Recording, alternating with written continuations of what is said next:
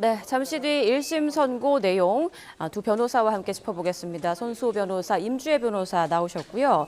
자, 먼저 오늘 1심 선고 좀 어떤 과정으로 이루어질까요? 이번 선고 같은 경우에는 이제 전 과정이 생중계로서 국민들에게 공개가 되기 때문에 또 그 의미가 남다르다라고 볼 수 있을 것 같은데요. 일단 공소사실의 이제 요지, 이 사실관계 부분을 재판부에서 다시 한번 설명하는 과정을 거치게 되고요. 그리고 지금 문제되고 있는 항목별로 유무죄 여부에 대한 판단, 최종적으로 우리가 가장 관심 있게 지금 보고 있는 이 구형은 지금 15년이 내려졌지만 과연 최종 선고는 어떨지 그 선고 결과까지 들어볼 수 있을 것 같습니다. 네, 한덕수 전 총리가 이제 조금 전에 도착을 해서 보안 검색대 통보하는 모습까지 저희가 전해드렸는데 이후에 절차는 좀 어떻게 됩니까? 네, 오늘은 판결이 선고되는데요. 우선 형사소송법과 관련 규정들을 보면은 판결 선고 관련해서는 이런 내용들이 담겨 있습니다. 재판의 선고와 고지는 재판장이 한다. 그리고 판결을 선고할 때는 주문을 낭독하고 이유의 요지를 설명한다. 그리고 경우에 따라서는 훈계도 할 수 있다는 굉장히 좀 생소한 규정들도 있습니다. 예. 그런데 거의 대부분의 통상적인 재판에서는 굉장히 짧게 선고하고 끝나요. 그래서 먼저 이제 주문을 낭독하고 그 다음에 그러한 주문에 이른 이유를 간단하게 고지하고 또 만약 피고인이 구속될 경우에는 그에 대한 설명 절차를 이루는데 하게 되는데 지난번 윤석열 전 대통령에 대한 첫 번째 선고 공판에서도 보신 것처럼 굉장히 사회적으로 중요하고 그리고 상당히 복잡한 내용들을 자세하게 설명을 해야 되는 사건에 있어서는 먼저 주문을 낭독하지 않습니다. 예. 먼저 주문을 낭독하면은 유죄, 무죄 여부가 공개가 되죠. 그리고 형량까지도 공개가 됩니다. 그럴 경우에는 재판정 내에서의 소요 사태 우려도 있고 그렇기 때문에 자세하게 검사의 공소사실을 먼저 설명을 하고요. 그에 대한 법원의 판단, 유무죄 여부를 설명을 하고 그 후에 만약 유죄일 경우에는 양형에 관련된 내용들을 설명을 한 후에 최종적인 결론이죠. 주문을 낭독하는 순서로 진행될 것으로 보입니다. 네, 앞서 그 윤석열 전 대통령 체포방해 혐의 1심 선고 때는 대략 한 1시간 정도 걸렸단 말이죠. 오늘은 어느 정도로 예상해 볼 수 있을까요? 사실 이 부분도 이제 예측이 쉽지는 않지만 예. 유사한 정도의 시간 내지는 조금 짧은 정도가 소요되지 않을까 생각이 되고 있습니다. 모든 국민들에게 이 과정이 공개되는 만큼 재판부 입장에서도요, 충실히 설명을 할 그런 필요성 내지 의무가 부여되게 됩니다.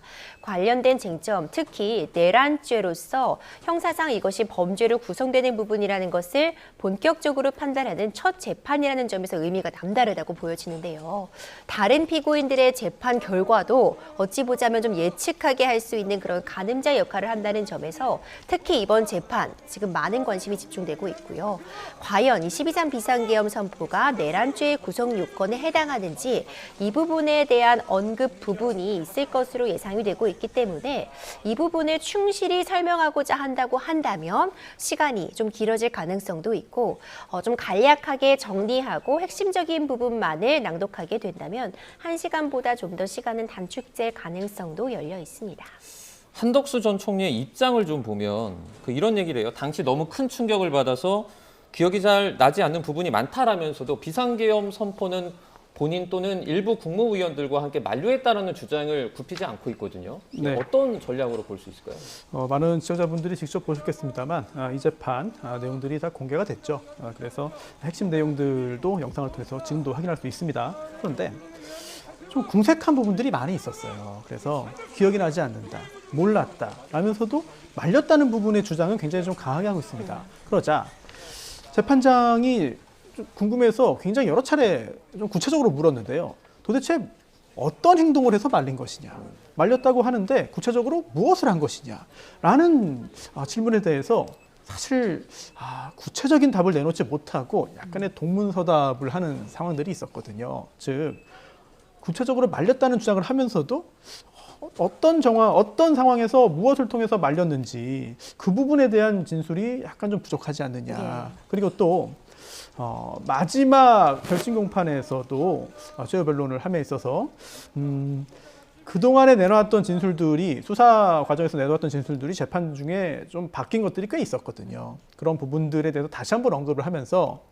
이렇게 말을 바꾸는 것이, 변경하는 것이 오히려 불리할 수 있다, 피고인에게. 하지만 그럼에도 불구하고 진실을 밝히기 위해서 한 것이다 라는 취지로 이야기를 했는데, 과연 그러한 내용들이 재판부에게 어떻게 전달될지 오늘 또 하나 굉장히 중요한 부분으로 생각됩니다. 네, 그리고 그동안 한 전 총리 재판 과정에서 주심 재판장인 이진관 부장판사에 집중하는 시선도 많았는데요. 잠시 저희가 준비한 영상 보고 와서 이야기 이어가겠습니다.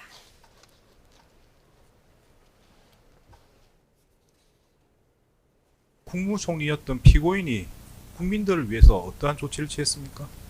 국무위원들로 하여금 국무위원들이 모인 자리에서 좀 더 확실한 자기의 의견도 얘기하고 그렇게 하도록 또 요청도 하고 그런 일들을 했습니다. 제가 질문드린 건 그런 내용이 아니고 무장한 군인들이 출동을 했고요. 그걸 막기 위한 여러 국민들이 대치하는 상황이었습니다. 그런 상황에서 어떤 구체적인 조치를 취했는지 묻는 겁니다.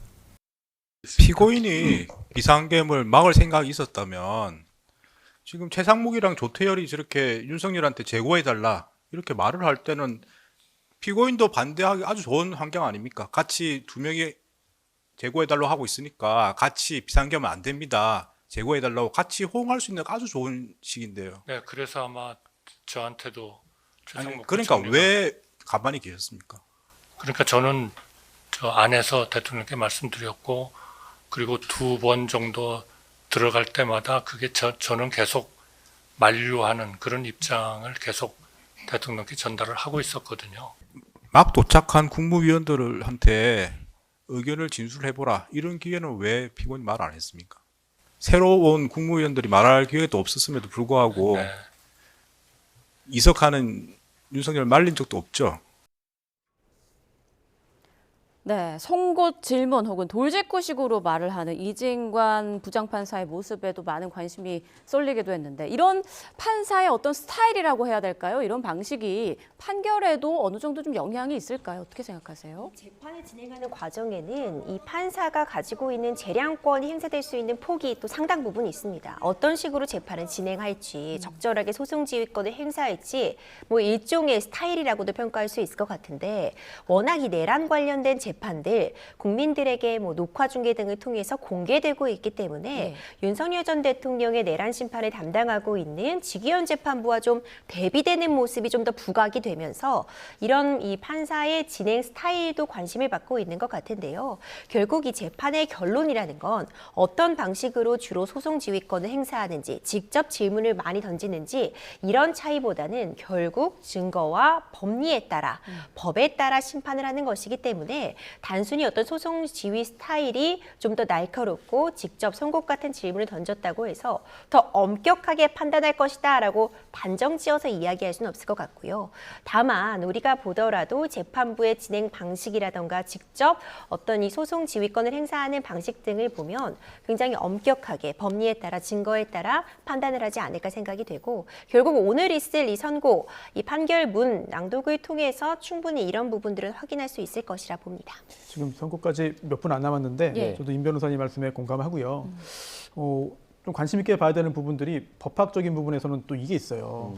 공소장 변경을 재판부가 먼저 권했거든요. 네. 그래서 허가 신청을 했고 또 허가 절차가 이루어졌습니다. 그런데 특검이 기소한 게 내란 우두머리 방조입니다.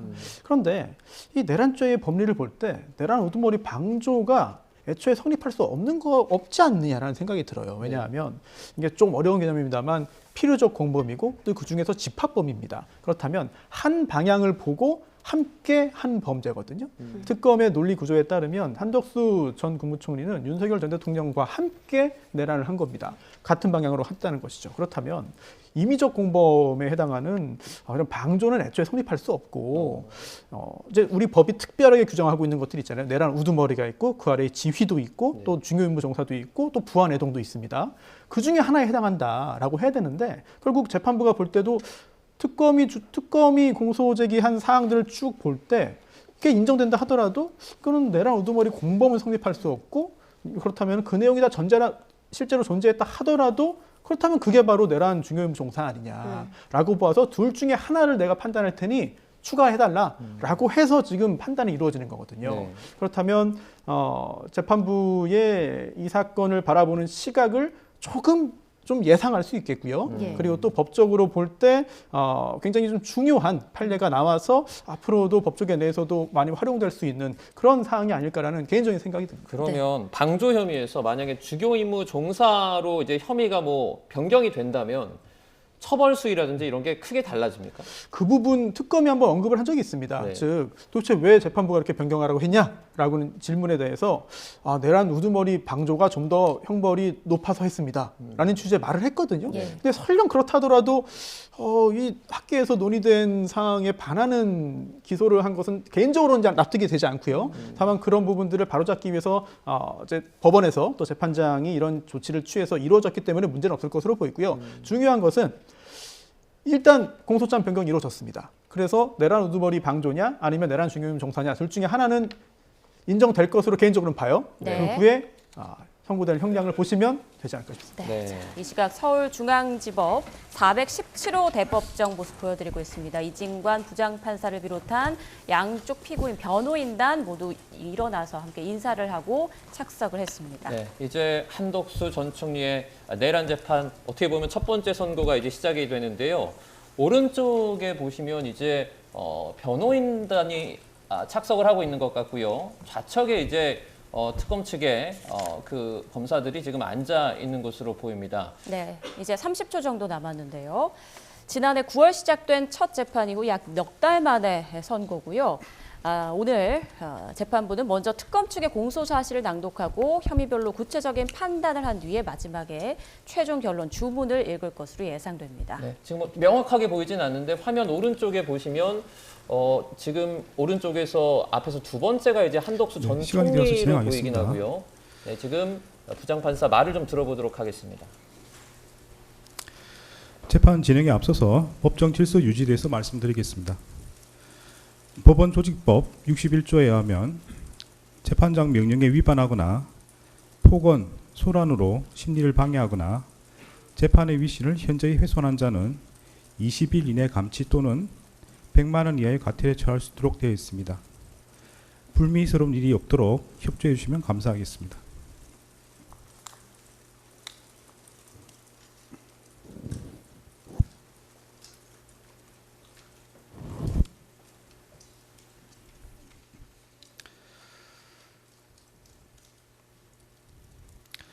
지금부터 2026년 1월 21일 서울중앙지방법원 형사 33부 사건 번호 2025 고합 1219 사건의 판결 선고를 진행하겠습니다.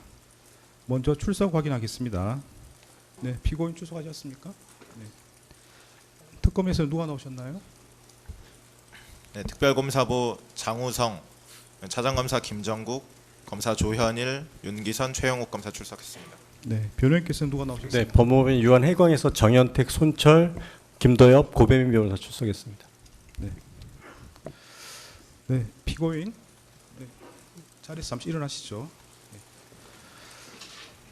네, 재판 과정에서 피고인의 주소, 직업, 등록 기준지 등을 확인한 바가 있습니다. 변동 사항이 있습니까? 네, 판결 선고 시에는 그 이유 요지를 설명하도록 되어 있습니다. 네, 설명하는 동안 피고인이 서서 그 내용을 듣는 것이 일반적이지만 설명에 시간이 많이 걸리는 경우에는 피고인이 앉아서 그 내용을 듣고 마지막 주문 선고 시에만 서 있게 됩니다. 이 사건의 경우 네, 관련해서 이유 요지 설명에 시간이 많이 걸릴 것으로 보이므로 피고인은 자리에 앉아서 그 내용을 듣고 있다가 마지막 주문 선고 시에 자리에서 일어나시기 바랍니다. 네, 자리에 앉으십시오.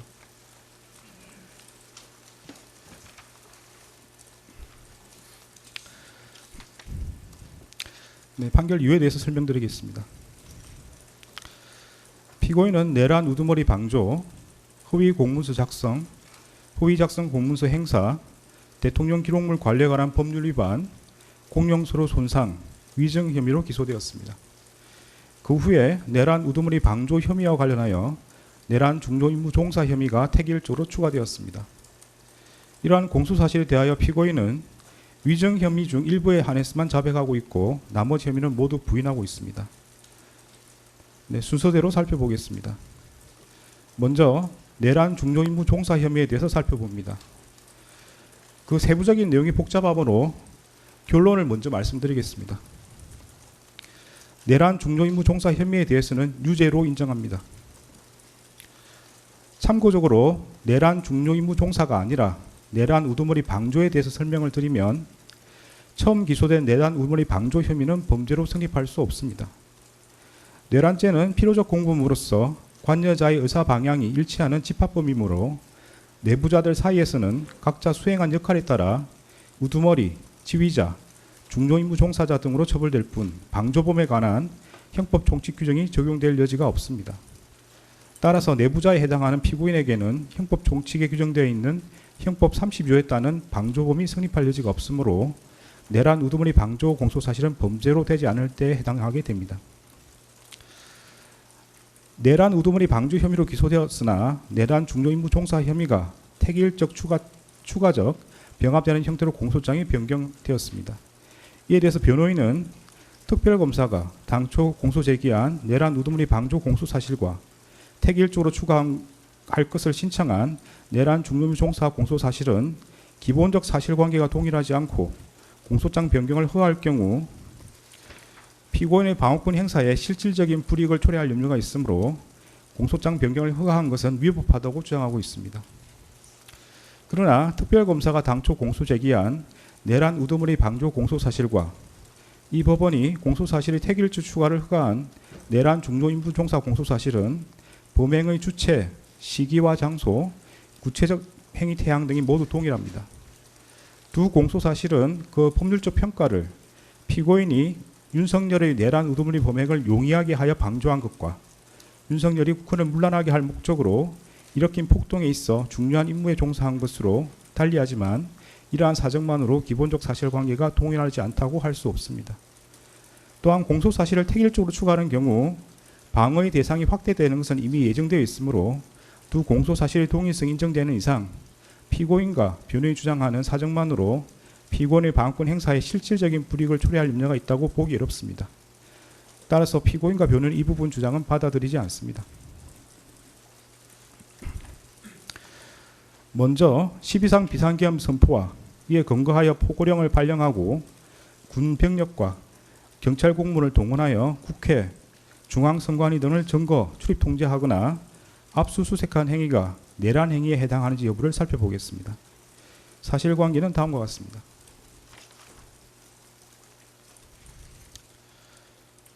윤석열 전 대통령과 김용현 전 국방부 장관은 국회 다수당이 쟁점 법안들에 대한 단독 처리를 강행하고 형법상 간첩죄 개정에 반대하며 정권 퇴진, 탄핵 집회를 지속하고 국무위원 등 다수의 고위공직자들을 탄핵하며 정부가 추진한 주요 사업의 예산을 삭감하고 중앙선관위 부정선거 관여 의혹과 여론조사기관의 여론조작 등으로 국정 운영이 어려졌다는 이유를 내세워 비상계엄을 선포하기로 마음먹었습니다. 이에 따라 윤석열과 김용현은 비상계엄 선포 후 군과 경찰을 동원하여 국회를 봉쇄하고 장악하여 비상계엄 해제 요구안 의결을 저지하는 등 국회를 무력화시킨 다음 국가비상입법기구를 창설하고 중앙선관위를 장악한 후 부정선거와 여론조작 관련 증거 확보를 내세워 전산자료를 영장 없이 압수수색하며 더불어민주당 중앙당과 선거 여론조사기관인 여론조사꽃 사무소를 장악하는 한편 포고령에 근거하여 국회의원, 정치인 등 주요 인사와 중앙선관위 관계자들을 영장 없이 체포구금하고 MBC, JTBC, 한겨레신문, 경향신문, 김어준 운영 인터넷신문 등 당시 정부의 비판적인 입장을 취하는 특정 언론사에 대한 봉쇄, 단전 단수 조치를 하려고 계획하였습니다. 윤석열과 김용현은 위와 같은 모의에 따라 국회 등 주요 기관 봉쇄, 특정 언론사 단전 단수 조치, 국가 비상입법기구 관련 예산 편성 등 소관 부처 장관들에게 지시할 사항을 미리 준비한 후 국무회의 심의 없이 2024년 12월 3일 22시경을 기하여 전국에 비상계엄을 선포하기로 결의하고 비상계엄 선포에 따른 조치사항이 있거나 비상계엄 선포와 함께 그에 따른 직무수행이 필요한 피고인, 법무부 장관 박성재, 행정안전부 장관 이상민, 통일부 장관 김영호, 외교부 장관 조태열 및 국정원장 조태용만을 사전에 대통령실로 불러 비상계엄 선포 계획과 조치 사항을 알리기로 하였습니다.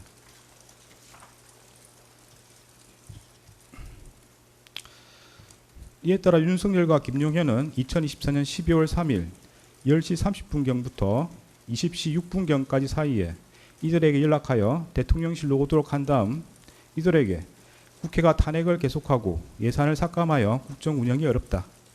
종북 좌파들을 이 상태로 놔두면 나라가 거들나고 경제든 외교든 아무것도 안 된다는 취지로 말하며 피고인에게 대국민 담화문, 계엄사령부 포고령, 비상계엄 관련 지시사항이 담긴 문건을 이상민에게 국회 등 주요 기관에 대한 시간대별 봉쇄 계획과 특정 언론사 단전 단수 조치 지시가 담긴 비상계엄 관련 문건을 조태열에게 재외 공간을 통해 대외 관계를 안정화시켜라는 취지로 기재된 비상계엄 관련 문건을 각각 건네주는 등 비상계엄 선포에 따른 조치 사항을 지시하였습니다. 그 과정에서 윤석열은 피고인으로부터 비상계엄 선포를 위해서는 국무회의 심의라는 요건을 갖춰야 한다는 취지의 말을 듣고 국무회의 심의라는 외관 형성을 위하여 필요한 의사정족수 확보를 목적으로 대통령 비서실 제1부속실 실장 선임행정관 강의구와 수행비서 선임행정관 김종환으로 하여금 국무위원 중 일부에게만 연락하게 하였습니다. 윤석열은 국무회의 의사정족수인 11명이 모인 직후인 2024년 12월 3일 22시 16경부터 22시 18분경까지 사이에 대통령 집무실과 연결된 대접견실에서 김용현을 통해 비상계엄 선포문을 그곳에 모인 피고인과 국무위원들에게 배부하고 실질적인 심의 없이 일방적으로 비상계엄을 선포하겠다고 통보한 후 같은 날 22시 23분경 대통령실 1층 브리핑룸으로 가 대국민 담화를 발표하고 22시 27분경 비상계엄을 선포하였습니다. 계엄사령관 육군대장 박안수는 2024년 12월 3일 23시 23분경 윤석열, 김용현의 순차 지시에 따라 1. 국회와 지방의회, 정당의 활동과 정치적 결사, 집회, 시위 등 일체의 정치활동을 금한다. 2. 자유민주주의 체제를 부정하거나 전복을 기도하는 일체 행위를 금하고 가짜뉴스, 여론조작, 허위선동을 금한다. 3.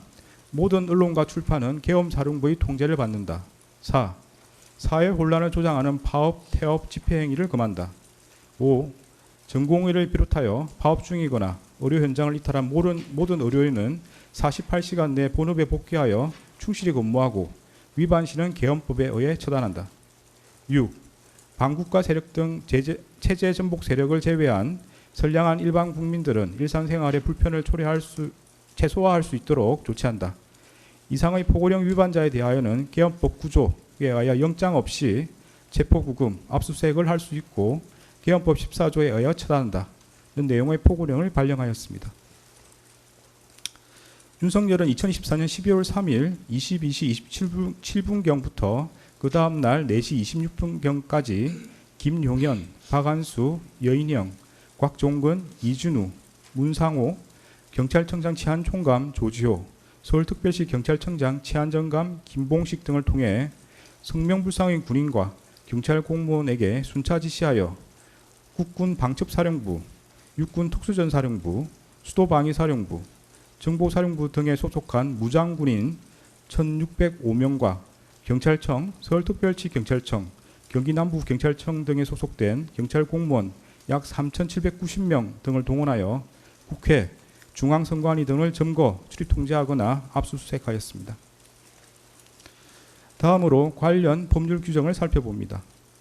형법 87조는 대한민국 영토의 전부 또는 일부에서 국가 권력을 배제하거나 국헌을 문란하게 할 목적으로 폭동을 일으킨 사람은 다음 각 호의 구분에 따라 처벌한다고 규정하면서 그 각 호에서 우두머리는 사형, 무기징역 또는 무기금고에 처한다. 모의에 참여하거나 지휘하거나 그 밖에 중요한 임무에 종사한 사람은 사형, 무기 또는 5년 이상의 징역이나 금고에 처한다. 살상, 파괴 또는 약탈 행위를 실행한 사람도 같다. 부하 수행하거나 단순히 폭동에만 관여한 사람은 5년 이하의 징역이나 금고에 처한다고 규정하고 있습니다. 형법 91조는 이 장에서 국헌을 문란하게 할 목적이란 다음 각 호의 어느 하나에 해당함을 말한다고 규정하면서 1호에서 헌법 또는 법률에 정한 절차에 의하지 않고 헌법 또는 법률의 기능을 소멸시키는 것. 2호에서 헌법에 의하여 설치된 국가기관을 강압에 의하여 전복 또는 그 권능 행사를 불가능하게 하는 것을 들고 있습니다. 형법 87조에서 규정하는 폭동이란 다수인이 결합하여 폭행 또는 협박하는 것을 말하고, 여기서 폭행 또는 협박은 일체의 유인력 행사나 외포심을 생기게 하는 해악의 고지를 의미하는 최강의의 폭행 협박을 말하는 것으로서 이를 준비하거나 보조하는 행위를 전체적으로 파악한 개념이며, 그 정도가 한 지방의 평온을 해할 정도의 위력이 있음을 요한다고 합니다.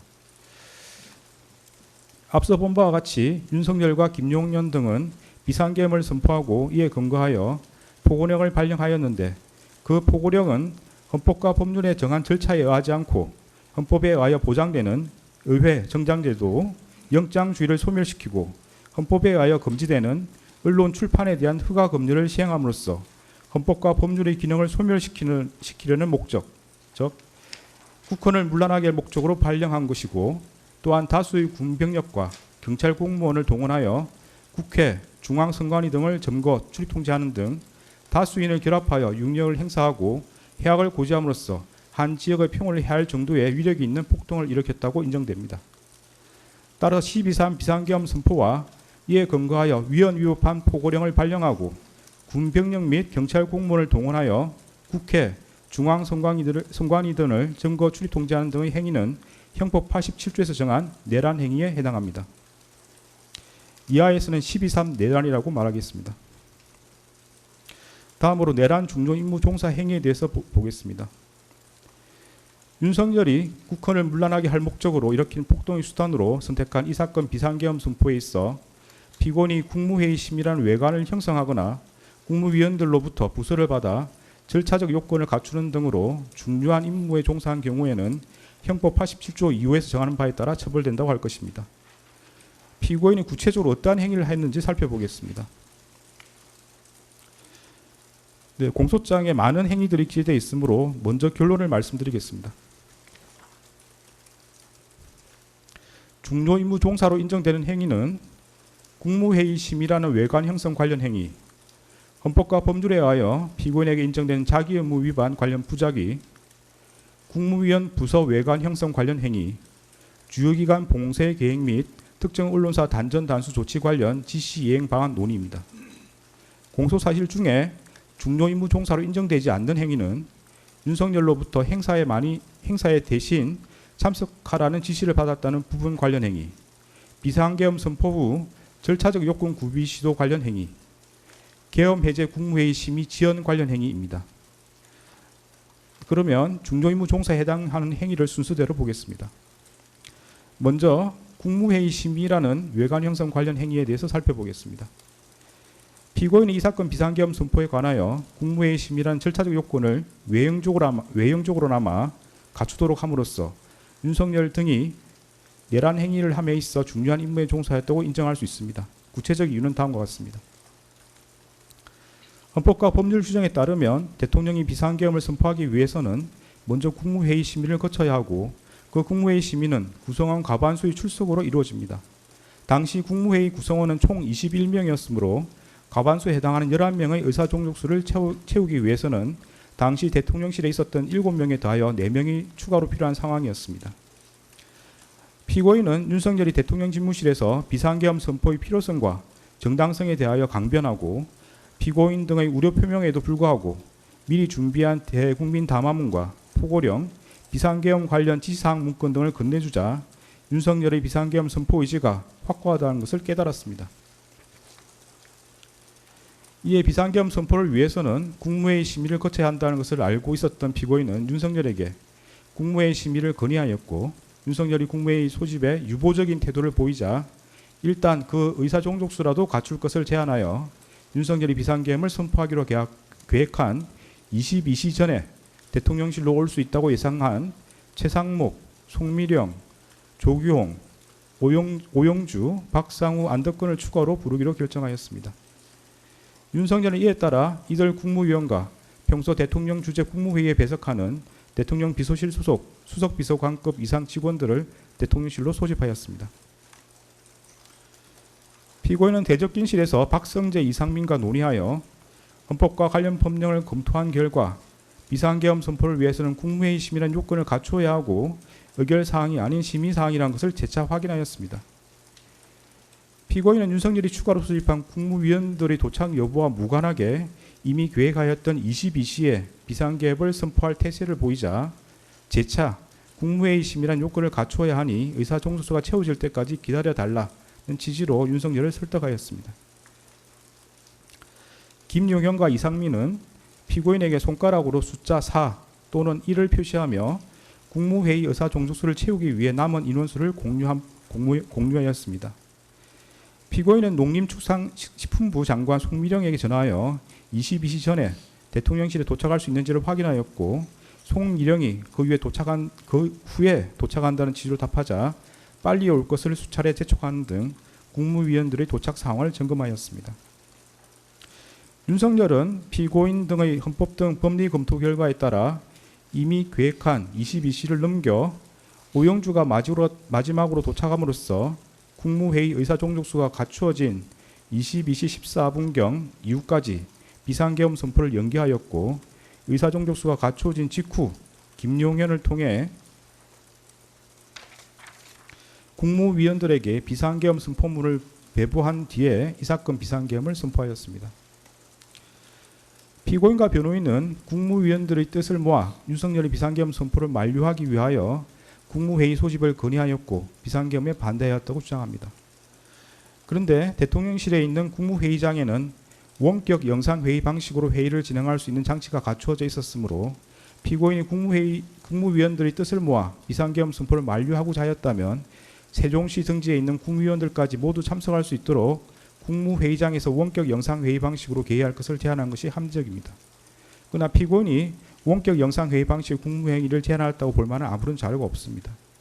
오히려 피고인은 윤석열이 국무회의 의사종족수를 갖출 수 있는 일부 국무위원만을 선별하여 소집하는 데 관여하였고 윤석열이 그중 한 명인 기획재정부 장관 최상목에게 소집 전화를 하는 것을 지켜보았으며 피고인 스스로도 그중 한 명인 송미령에게 전화하였습니다. 특히 피고인은 송미령을 재촉하면서도 대통령실로 소집한 이유를 알려주지 않았는 바 송미령이 비상계엄 선포 관련 국무회의를 한다는 사실을 알게 되면 송미령이 대통령실로 오지 않아 의사종족수가 갖추어지지 않음으로써 윤석열이 이 사건 비상계엄을 선포하지 못하게 될 것을 우려하였다고 보입니다. 피고인은 윤석열에게 비상계엄 선포에 대한 우려를 표명하였을 뿐 명확히 비상계엄 선포에 반대한다고 말하지 않았고 추가로 소집한 국무위원들이 대통령실에 도착하였음에도 그들에게 비상계엄 선포에 관한 의견을 말해보라. 그러나 자신은 비상계엄 선포에 반대한다. 그러나 윤석열에게 반대 의사를 표시하라는 취지로 말하지 않았습니다. 피고인은 윤석열이 비상계엄을 선포하기 위해 이석한 이후에야 최상목에게 자신도 반대하였다는 취지로 강변하였을 뿐 조태열이 대통령 집무실에서 윤석열에게 비상계엄 선포에 관하여 반대 의사를 표시할 때나 최상목 조태열이 대접견실에서 일어나 윤석열에게 반대 의사를 표시할 때에도 별다른 의견을 표명하지 않았고 최상목이 대통령 집무실에 들어와서 설득해 보겠다고 말할 때에도 자신의 휴대전화를 사용할 뿐 별다른 관심을 갖지 않았습니다. 피고인은 국무회의 의사종족수가 채워져 윤석열이 비상계엄을 선포하러 나갈 때에도 윤석열을 만류하지 않았고 오히려 윤석열에게 국무회의 심의를 마쳤다는 취지로 고개를 끄덕였습니다. 피고인은 김용현이 비상계엄 관련 문건이 들어있는 서류봉투를 찾으러 대적경실로 돌아왔을 때에도 김용현을 만류하지 않았고 오히려 김용현에게 그 서류봉투를 건네주었습니다.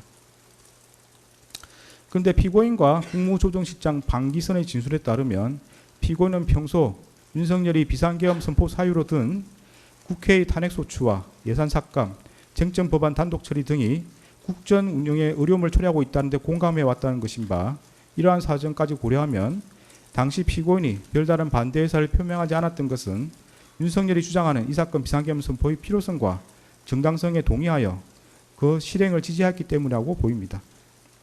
이러한 사정을 고려하면 피고인이 윤석열의 비상계엄 선포 의사가 확고하다는 것을 깨닫고 그 필요성과 정당성에 동의하여 이 사건 비상계엄 선포에 필요한 국무회의 심의라는 절차적 요건을 형식적으로나마 갖추도록 함으로써 윤석열 등의 내란 행위에 중요한 내란행위에 있어서 중요한 임무에 종사했다고 봄이 타당합니다.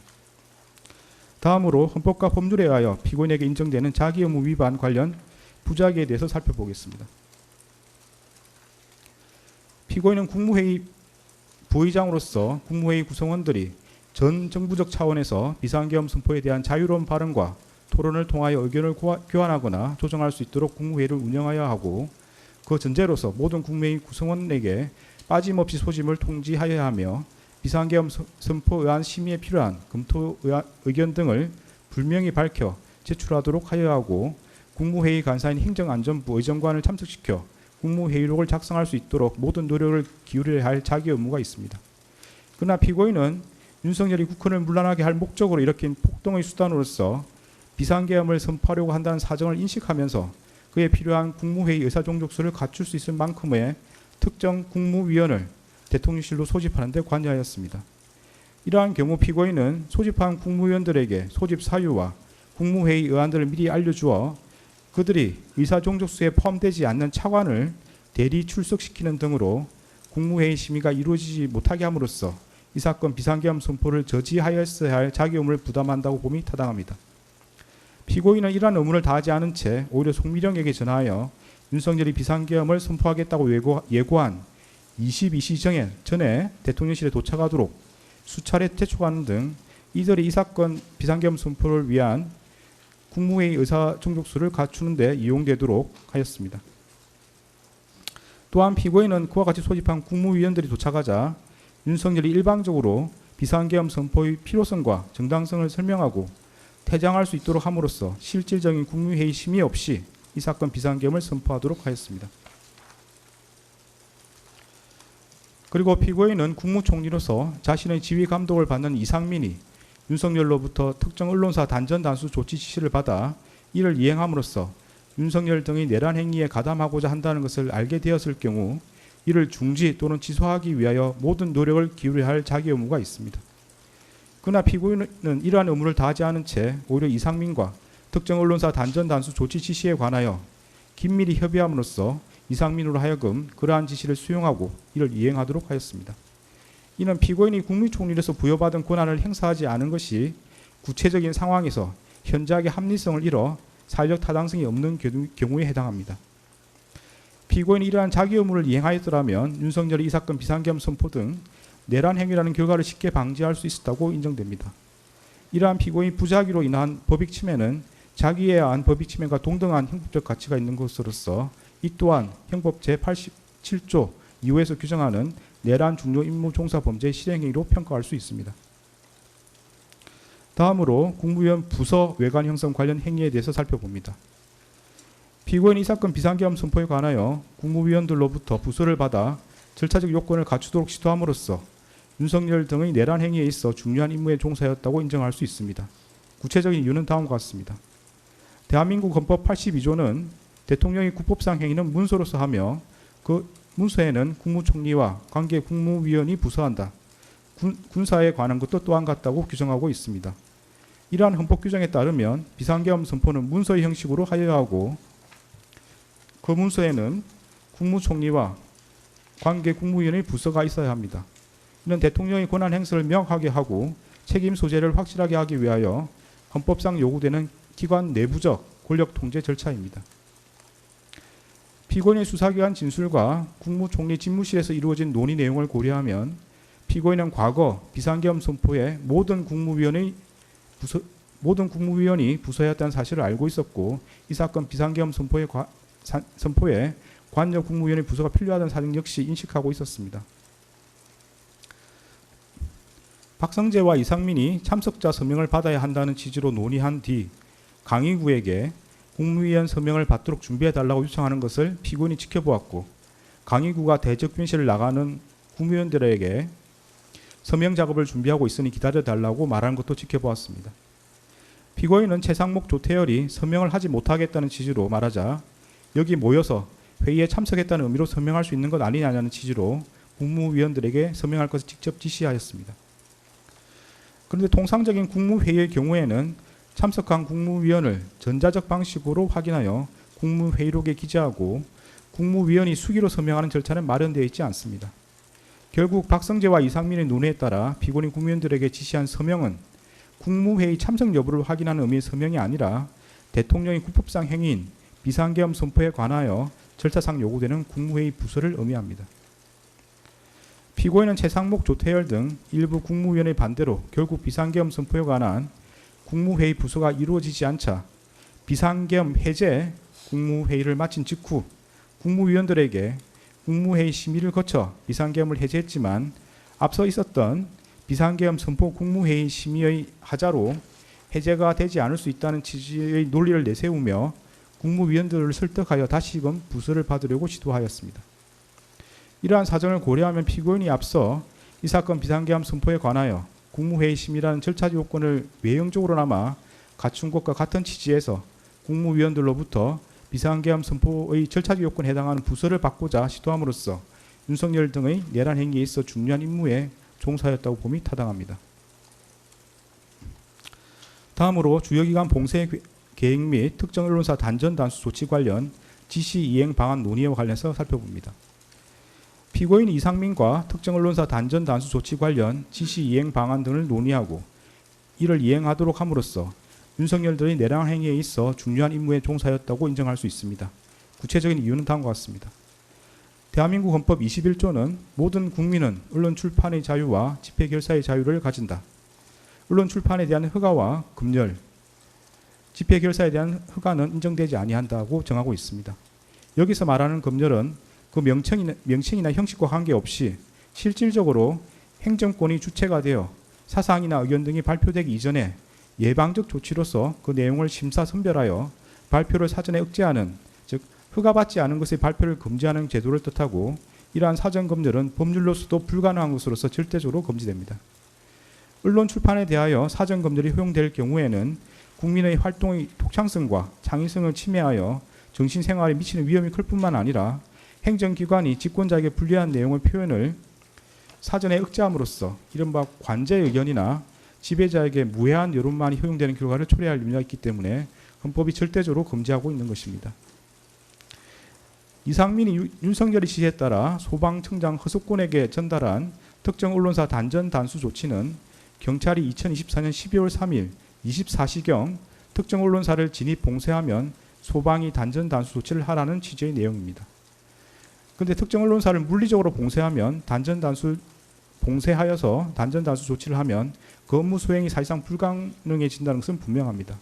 이는 결국 행정권이 주체가 되어 사전에 특정 언론사의 발표를 전면적으로 금지하는 것으로서 헌법에 의하여 절대적으로 금지되는 언론 출판에 대한 허가 검열에 해당합니다.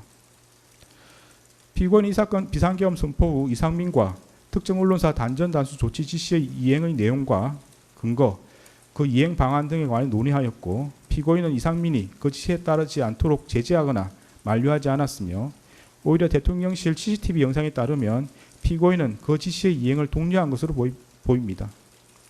그에 따라 이상민은 포고령 발령 후 조지호 호석군에게 전화하여 그 지시를 이행하였고 그 다음날 그 지시의 이행 여부를 확인하였습니다.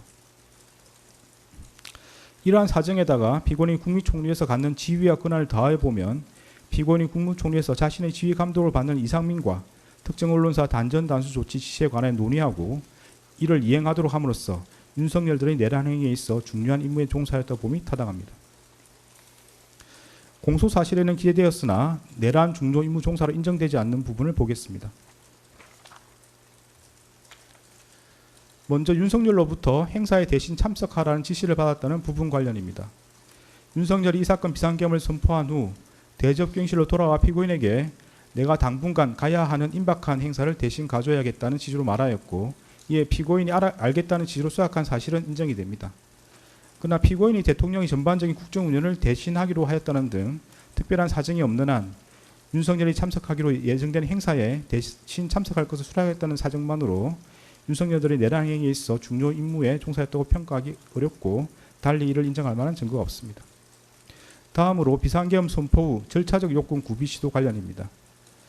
피고인이 당시 국민의힘 원내대표였던 추경호와 통화하면서 추 대표 걱정하지 마라는 취지로 말한 사실, 피고인이 국무총리 집무실에 도착하여 국무총리 비서실장 손윤택, 국무조정실장 방기선 등과 국회 상황을 확인한 사실, 피고인이 방기선에게 이 사건 비상계엄 선포가 국회에 통보되었는지 여부를 알아보도록 지시한 사실은 인정됩니다.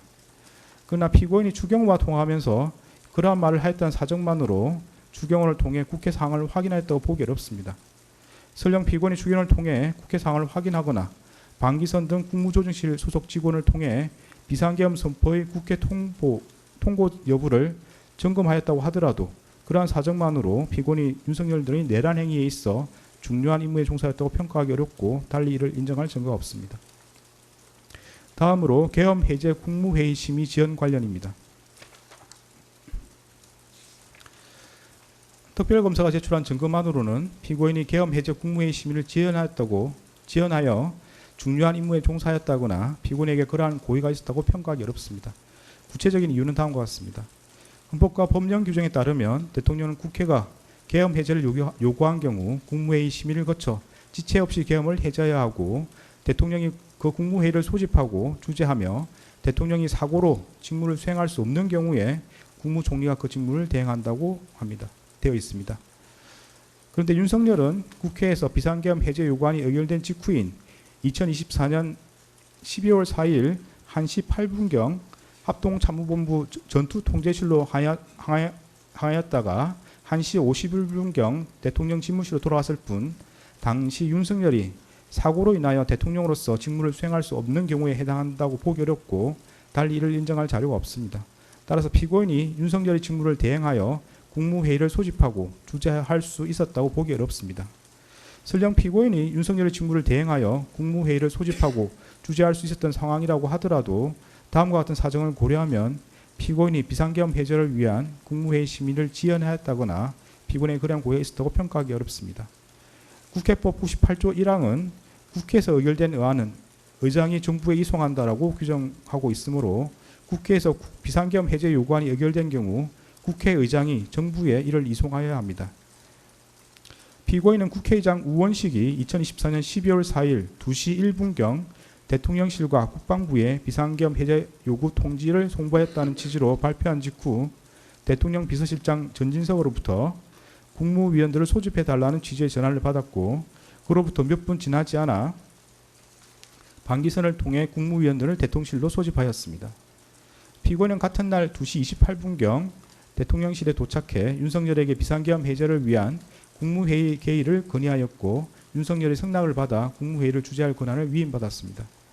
피고인이 소집한 국무위원들은 2시 35분경부터 순차로 대통령실에 도착하였고 4시경까지도 국무회의 의사종족수가 부족하여 국무위원들을 더 기다려야 하는 상황이었습니다.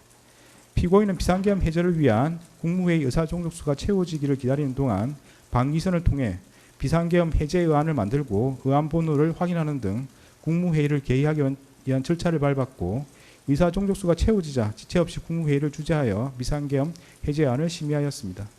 이러한 사정을 고려하면 피고인이 국회에서 비상계엄 해제 요구안이 의결된 후 약 1시간가량 국회의장의 의안 이송을 기다려 방기선으로부터 국무위원들에게 국무회의 소집을 통보하게 한 것을 두고 비상계엄 해제를 위한 국무회의 심의를 지연시켰다고 평가하기 어렵습니다.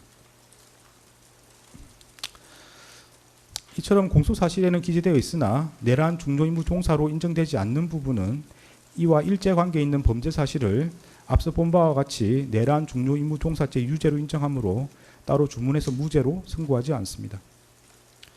더 나아가 피고인에게 국헌을 문란하게 할 목적과 내란 중요임무 종사의 고의가 있는지 여부에 대해서 살펴보겠습니다.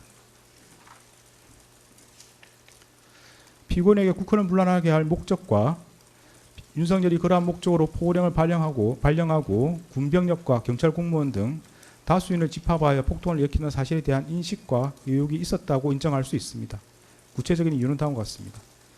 피고인은 2024년 9월 3일 국회 예산결산특별위원회에서 얼마 전부터 야당 대표를 필두로 많은 야당 인사들이 계엄 해제를 막기 위해 계엄 선포와 동시에 국회의원을 체포, 구금하는 계획을 꾸몄다더니 국방부 장관 후보자와 국군 방첩사령관의 같은 고등학교 선후배를 기용한 것이 탄핵 대비와 계엄 준비용이 아니냐며 계엄 선동 정치를 펼치고 있다. 피고인은 어떻게 생각하느냐는 취지의 서일준 위원의 질의에 대하여 헌법 규정에 따르면 계엄을 선포하더라도 국회가 과반수로 의결하면 즉각 해제하게 돼 있지 않느냐. 그러면 결국 그 논리는 계엄을 통해서 국회의 기능을 정지시킨다는 이야기냐는 취지로 답한 바가 있습니다.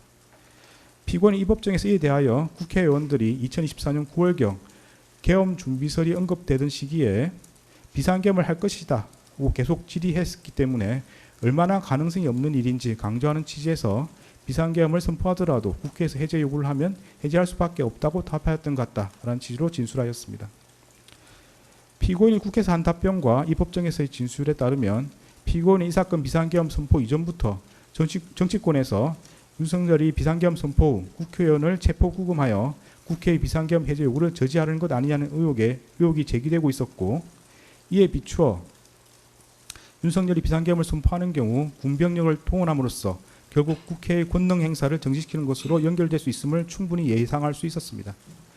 피고인은 2024년 12월 3일 20시 45분경 대통령 집무실에서 윤석열로부터 국회의 탄핵 소추와 예산 삭감으로 국정 운영이 어려워 비상계엄을 선포해야 한다는 취지의 말을 들었고, 같은 날 21시 52분경 대접견실에서 김용현이 조태열에게 군대가 대기하고 있다는 취지로 답하는 것을 지켜보았습니다.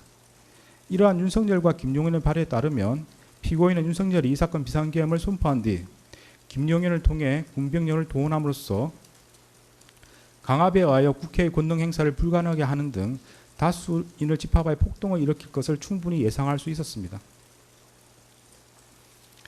피고인은 같은 날 대통령 집무실에서 윤석열로부터 대국민 담화문과 포고령을 교부받았고, 이 사건 비상계엄 선포 후 이상민과 특정 언론사 단전 단수 조치 지시에 관하여 논의하였습니다.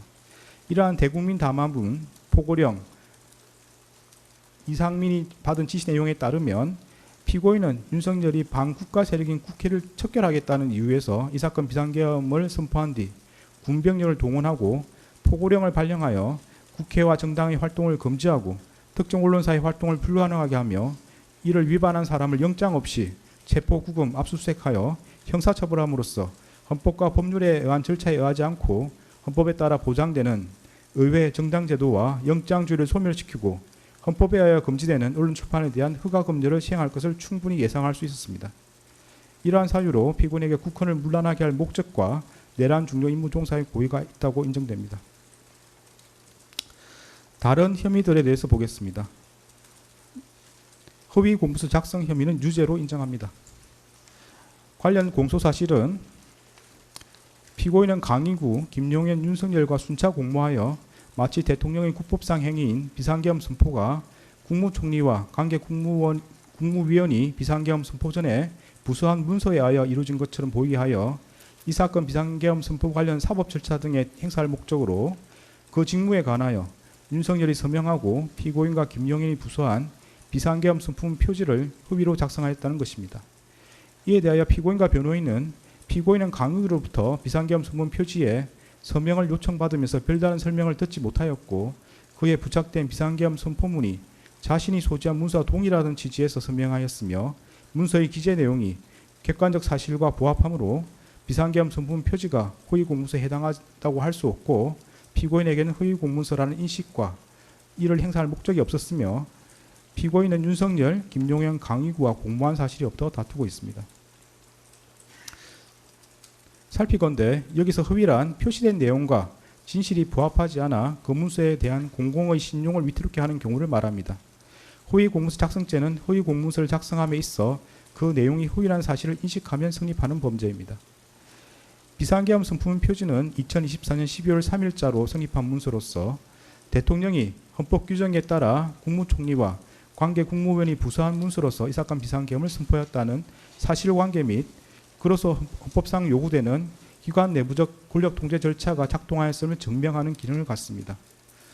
그러나 사실 비상계엄 선포문 표지는 2024년 12월 3일 이후에 피고인 김용현, 윤석열이 순차 서명함으로써 문서로서 성립하였고, 윤석열은 피고인과 김용현이 부수한 문서로 이 사건 비상계엄을 선포하지 않았습니다. 이는 결국 표시된 내용과 진실이 부합하지 않아 문서에 대한 공공의 신용을 위태롭게 하는 경우에 해당하므로 허위에 해당한다고 볼 수 있습니다. 피고인의 진술에 따르더라도 피고인은 강의구로부터 비상계엄 선품 표지를 받아 자신의 서명란 외에 대통령과 국방부 장관의 서명란이 있는 것을 보았고 작성일이 2024년 12월 3일로 소급되어 기재해 있는 것을 알고 있었습니다. 강의구는 피고인으로부터 피고인에게 부서라는 요건을 갖춰야 한다. 윤석열의 서명을 받아야 하고 피고인과 김용현의 서명도 필요하다는 취지로 설명하며 서명을 요구하였고 피고인은 작성일을 소급한 문서를 작성하는 것에 대해 이의를 제기하지 않았습니다.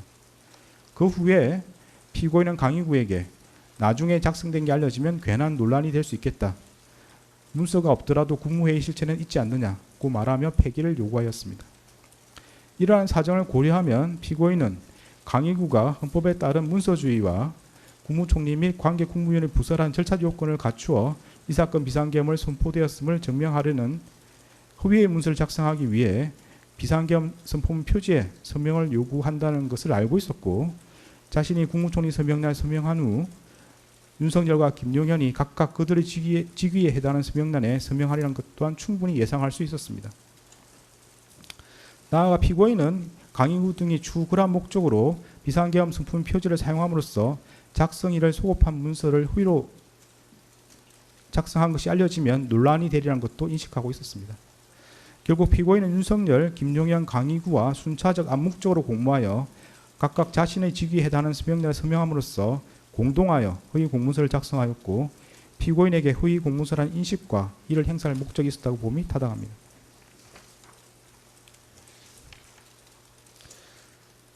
허위 작성 공문서 행사 혐의는 무죄입니다. 관련 공소사실은 피고인은 윤석열, 강의구, 김용현과 공모하여 허위로 작성한 공문서인 윤석열이 서명하고 피고인과 김용현이 부서한 비상계엄 선품 표지를 건물 옆 대통령 비서실 부속실에 보관하는 방법으로 행사하였다는 것입니다. 그런데 문서의 행사란 위조된 문서를 진정한 문서인 것처럼 그 문서의 효용 방법에 따라 이를 사용하는 것을 말합니다. 강의구는 피고인, 김용현, 윤석열로부터 차례로 서명을 받은 비상계엄 선포문 표지를 관련 절차에 따라 문서관리대장에 철하는 등으로 비치한 것이 아니라 자신의 사무실 서랍에 보관한 것으로 보입니다. 특별검사가 제출한 증거만으로는 강의구가 비상계엄 선포문 표지를 그 효용 방법에 따라 사용했다고 보기 어렵고 달리 이를 인정할 증거가 없습니다. 이 부분 공소사실은 범죄 사실의 증명이 없는 때에 해당하므로 형사소송법 325조 후단에 따라 무죄를 선고합니다. 대통령 기록물 관리에 관한 법률 위반, 공용서류 손상 혐의는 유죄로 인정이 됩니다. 관련 공소사실은 피고인은 2024년 12월 8일 강의구에게 전하여 사후에 문서를 만들었다는 것이 알려지면 또 다른 논쟁을 낳을 수 있으니 내가 서명한 것을 없었던 것으로 하자는 취지로 말하면서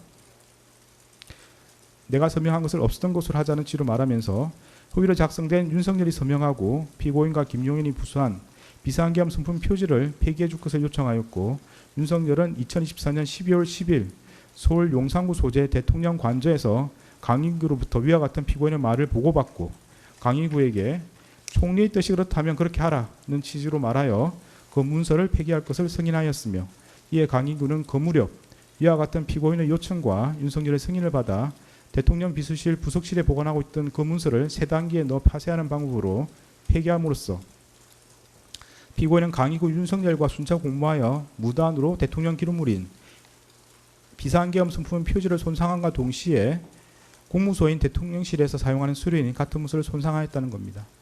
이에 대하여 피고인과 변호인은 피고인은 자신이 서명한 비상계엄 선포문 표지에 추후 윤석열이 서명할 것임을 알지 못하였고 이를 예상할 수도 없었으며 피고인은 그 문서가 추후 김용현과 윤석열의 서명을 거쳐 완성된다는 것도 알지 못하였고 피고인은 강의구에게 자신이 서명한 부분 폐기를 요청하였을 뿐 문서 전체를 파쇄를 요구하지 않았으므로 피고인에게 그 문서가 대통령 기록물 또는 공용 서류하거나 이를 폐기 또는 손상한다는 고의가 없었다고 다투고 있습니다. 먼저 비상계엄 선포문 표지는 대통령 기록물 및 공용 서류에 해당한다고 인정됩니다. 구체적인 이유는 다음과 같습니다. 대통령이 비상계엄을 선포하려는 경우 문서로서 하여야 하고 그 문서에는 국무총리와 관계 국무위원인 국방부 장관이 부서하여야 합니다. 비상계엄 선포문 표지는 대통령의 직무수행인 비상계엄 선포와 관련한 기록물에 해당하고 국무총리와 관계 국무위원이 부서하고 대통령이 서명함으로써 대통령의 국법상 행위에 대한 문서주의 원칙을 실현하는 기능을 합니다. 이러한 사정을 고려하면 비상계엄 선포문 표지에 피고인과 김용현이 부수하고 윤석열이 서명하는 것은 결재권자의 결재에 해당하므로 이로써 공문서로 성립하고 그에 따라 대통령 기록물로 생산되었다고 할 수 있습니다. 이와 같이 비상계엄 선포문 표지가 공문서로 성립되어 대통령 기록물로 생산되었고 대통령실에서 사용할 목적으로 보관되어 있었던 이상 정식 절차를 밟아 접수 편철되었는지 등과 관계없이 공문서에서 사용하는 서류에 해당한다고 봄이 타당합니다. 다음으로 피고인에게 비상계엄 선포문 표지가 대통령 기록물 및 공령 서류에 해당한다는 사실과 이를 손상한다는 인식이 있었다고 인정됩니다. 구체적인 내용은 다음과 같습니다. 피고인은 자신이 국무총리 서명란에 서명한 후 윤석열과 김용현이 각각 그들 지위에 해당하는 서명란에 서명함으로써 비상계엄 선포문 표지가 대통령 기록물이자 공령 서류로 성립하리라는 사정을 충분히 예상할 수 있었습니다. 피고인은 강유 등이 추후 비상계엄 선포문 표지를 사용하리라는 것을 인식하면서 그로 인해 발생한 논란을 우려하여 검문서 폐기를 요구하기도 하였습니다. 피고인은 자신이 서명한 부분을 특정하지 않은 채 비상계엄 선포문 표지의 폐기를 요구하였고 달리 피고인이 강의구에게 대통령 기록물법 등 관련 법령에 따른 절차를 거쳐 폐기할 것을 요구하였다고 볼 자료도 없습니다. 위정 혐의는 모두 유죄로 인정됩니다. 위정 공소 사실에 대하여 피고인과 변호인은 2024년 12월 3일 대통령실에서 특별한 문건을 받은 사실이 없고 김용현이 이상민에게 문건을 건네주는 것을 보지 못했으며 헌법재판소에서 기억하는 바에 따라 지출하였으므로 위정이 아니라고 다투고 있습니다. 먼저 피고인이 헌법재판소에서 대통령실에서 특별한 문건을 받은 사실이 없다는 취지로 증언한 것은 기억에 반한 진술이라고 인정이 됩니다. 구체적인 이유는 다음과 같습니다. 피고인은 2024년 12월 3일 대통령 집무실에서 대국민 담화문, 포고령과 비상계엄 관련 지시사항 문건을 교부받았고 그중 비상계엄 관련 지시사항 문건은 상위 안주머니에 나머지는 하위 뒷주머니에 넣고 대접견실을 떠났습니다. 피고인은 그 다음 날 대접견실로 돌아올 때에는 하위 뒷주머니에 문건을 소지하고 있지 않았습니다. 이러한 사정을 고려하면 피고인이 대통령실에서 나와 국무총리 집무실에 들렀을 때 그러한 문건을 꺼내놓았던 것으로 보입니다. 피고인의 진술에 따르더라도 피고인은 국무총리 집무실에 문건을 꺼내놓고 며칠 뒤에 조태열이 받은 재해공간 관련 지시사항 문건 등을 살펴보았음에도 특별한 내용이 아니어서 폐기하였다는 것입니다.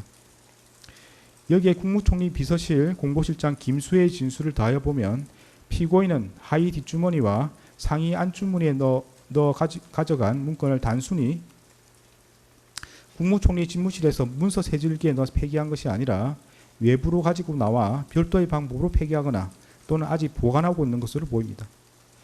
이처럼 피고인은 국무총리 집무실에 들러 자신이 받은 문건을 꺼내놓고 며칠 뒤에 문건을 살펴보아 특별한 내용인지 여부를 판단한 다음 외부로 가지고 나와 그 폐기 또는 보관 여부를 결정하였습니다. 피고인은 그로부터 약 3개월이 지나 헌법재판소에서 대통령실에서 특별한 문건을 받은 사실이 없다는 취지로 증언하였습니다. 피고인과 변호인은 피고인은 비상계엄이란 급박한 상황에서 많은 자료들을 보며 다수의 사람들과 대화하였기에 당시 상황을 하나하나 모두 기억하기 어려웠고 일부 기억은 혼재되었기도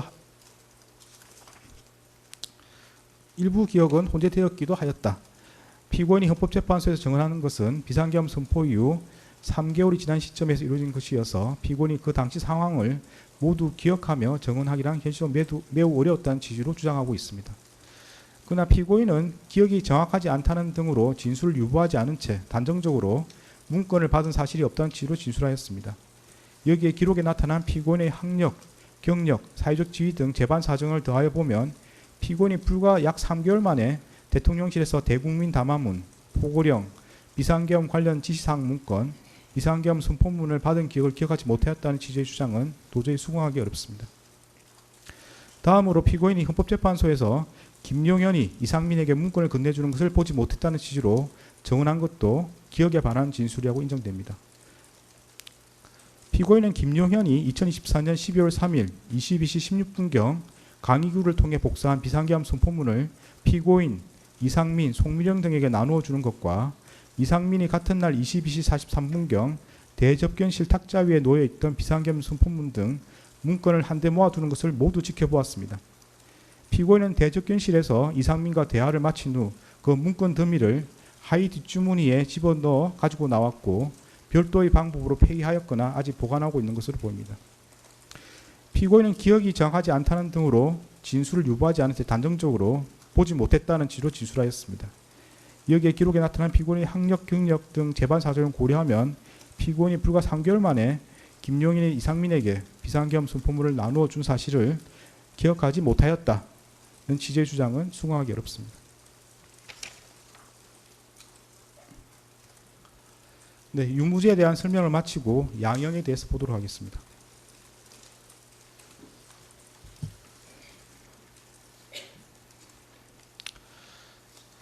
대법원 양형 기준과 관련하여 내란 중요임무 종사죄와 대통령 기록물 관리에 관한 법률 위반죄에 대하여는 양형 기준이 설정되어 있지 않고 양형 기준이 설정된 범죄와 그렇지 않은 범죄 사이의 경합범에 관하여는 그 하한만을 양형 기준이 설정된 범죄의 양형 기준상 형량 범위 하한에 따르도록 되어 있습니다.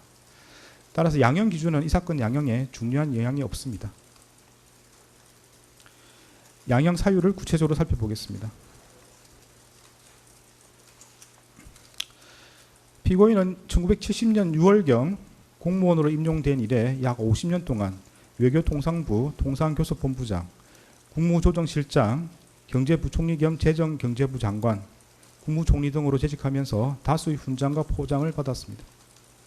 피고인이 윤석열 등의 내란 행위에 관하여 사전에 모의하거나 실행 행위를 지휘하는 등 보다 적극적으로 가담하였다고 볼 자료는 없습니다. 피고인은 국회에서 비상계엄 해제 요구안이 의결되자 이 사건 비상계엄을 해제하기 위한 국무회의를 소집 주재하였고 그에 따라 비상계엄이 약 6시간 만에 해제되었습니다. 피고인은 현재 만 79세의 고령임에도 벌금형을 포함하여 아무런 형사처벌을 받은 전력이 없습니다. 피고인은 최근에 이르러 경도 인지장애와 우울증을 진단받아 그에 따른 치료가 필요하고 피고인의 배우자는 독립적인 고등이 어려워 피고인의 돌봄과 간호가 필요하다는 내용의 관련 자료가 재판부에 제출된 바는 있습니다. 그러나 이러한 사정이 있더라도 다음과 같은 점을 고려하면 피고인에게 엄한 처벌을 하는 것이 타당하다고 보입니다. 윤석열이 2024년 12월 3일 비상계엄을 선포하고 이에 근거하여 헌법에 따라 보장되는 의회, 정당 제도 등을 부인하는 내용의 위헌위법한 포고령을 발령하며 군 병력과 경찰 공무원을 동원하여 국회 중앙선관위 등을 점거, 출입 통제하거나 압수수색한 행위는 앞서 본 바와 같이 형법 87조에서 정하는 내란 행위에 해당합니다. 이러한 12.3 내란은 국민이 선출한 권력자인 윤석열 전 대통령과 그 추정 세력에 의한 것으로서 성격상 위로부터의 내란에 해당하는데 이러한 형태의 내란은 이른바 친위 구테타라고도 불립니다.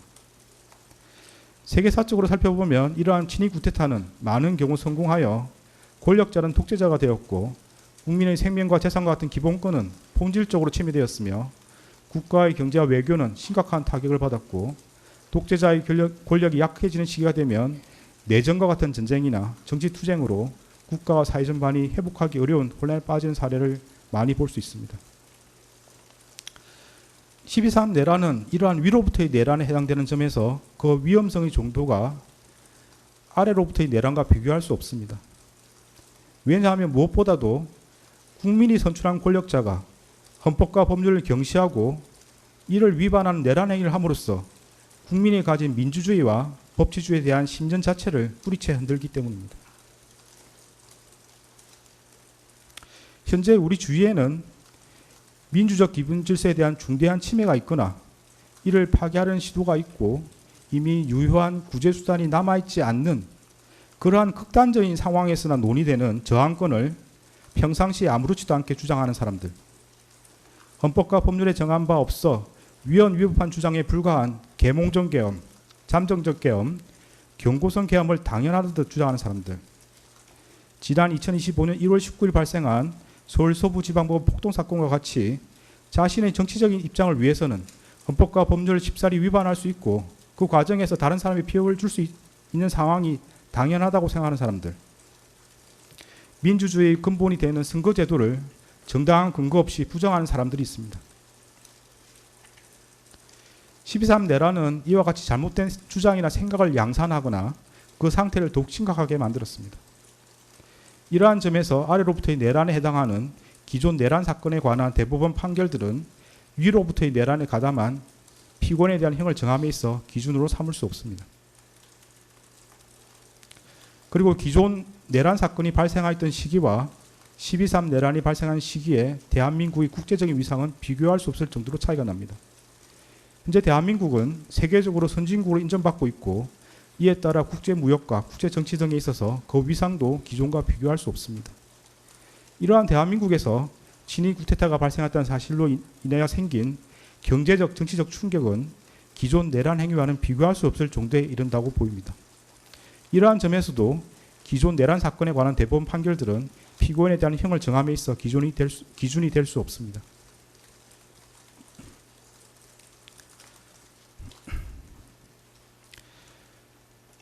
(12.3) 내란 과정에서 사망자가 발생하지 않았고 내란 행위 자체는 몇 시간 만에 종료되긴 하였습니다. 그러나 이는 무엇보다도 무장한 계엄군의 맨몸으로 맞서 국회를 지킨 국민의 용기에 의한 것입니다.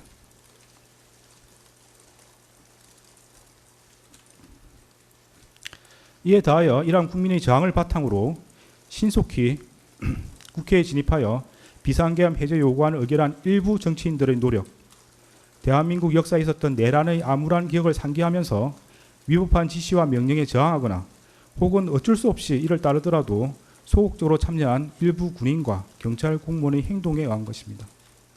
결코 12.3 내란 가담자에 의한 것이 아닙니다. 따라서 12.3 내란 가담자에 대한 형을 정함에 있어 피해 발생이 경미하였다거나 짧은 시간 동안 진행되었다는 사정을 깊이 고려할 수는 없습니다.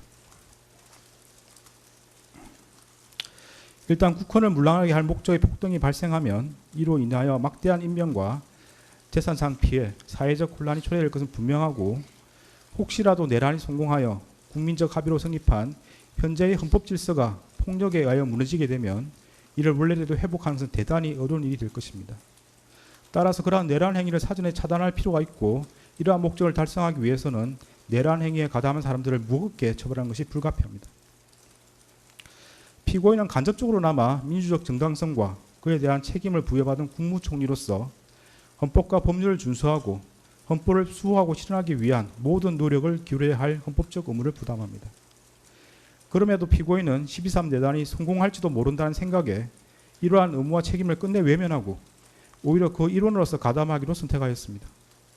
이러한 피고인의 행위로 인해 대한민국은 자칫하면 국민의 기본권과 자유민주적 기본 질서가 유린당하였던 어두운 과거로 회귀하여 독재 정치라는 수렁에서 장기간 헤매 나오지 못하게 될 수 있었고 국민은 쉴 수 없는 상실감과 상처를 입게 되었습니다.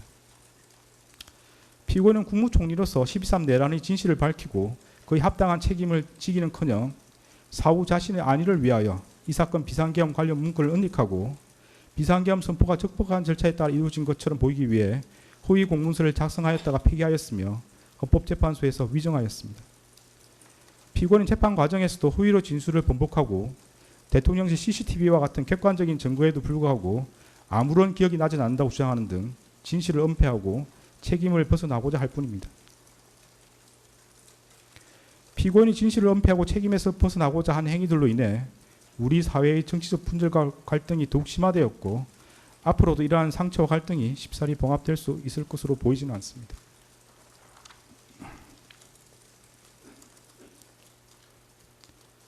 피고인은 제2회 공판기일에서 12.3 내란에 관하여 여러 가지 법적인 검토가 필요하여 공개적으로 제지하지 못했다는 취지로만 진술하였다가 이 법원의 요구에 따라 내란 중요임무 종사 공소사실이 택일조로 추가되고 대통령실 CCTV 영상 재생 및 정인신문 등 증거조사를 거쳐 자신의 범죄 사실이 탄로나 형사처벌의 기로에 서자 마지못해 최후 진술에 이르렀어야 국민이 겪은 고통과 혼란에 대해 가슴 깊이 죄송스럽게 생각한다는 취지로 진술하였지만 그 사과의 진정성을 인정하기 어렵습니다.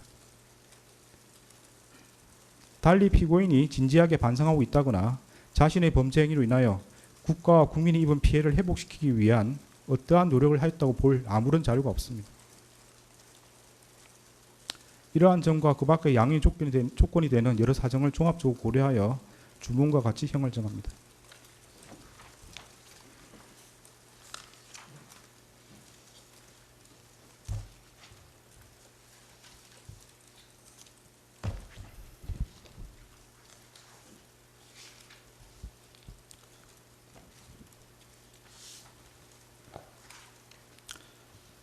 주문.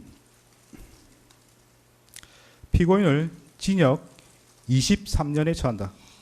이 사건 공소 사실 중 허위 작성 공문서 행사의 점은 무죄.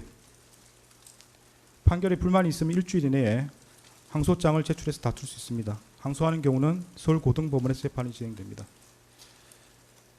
무죄 부분이 있습니다. 관련해서 안대문을 제공하고 주문의 무죄로 표시된 부분에 대해서는 관보나 신문 등에 이를 기재할 수 있습니다. 그런 절차를 원합니까?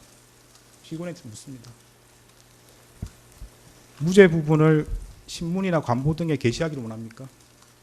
특별히 그럴 계획 없습니다.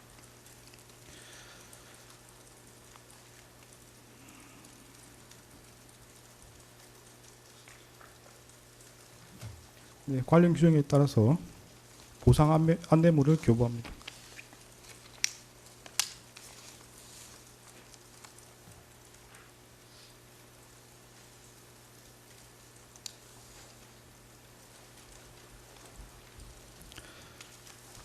네, 다음은 법정 구속 여부를 판단하기 위해서 신문 절차를 진행하겠습니다.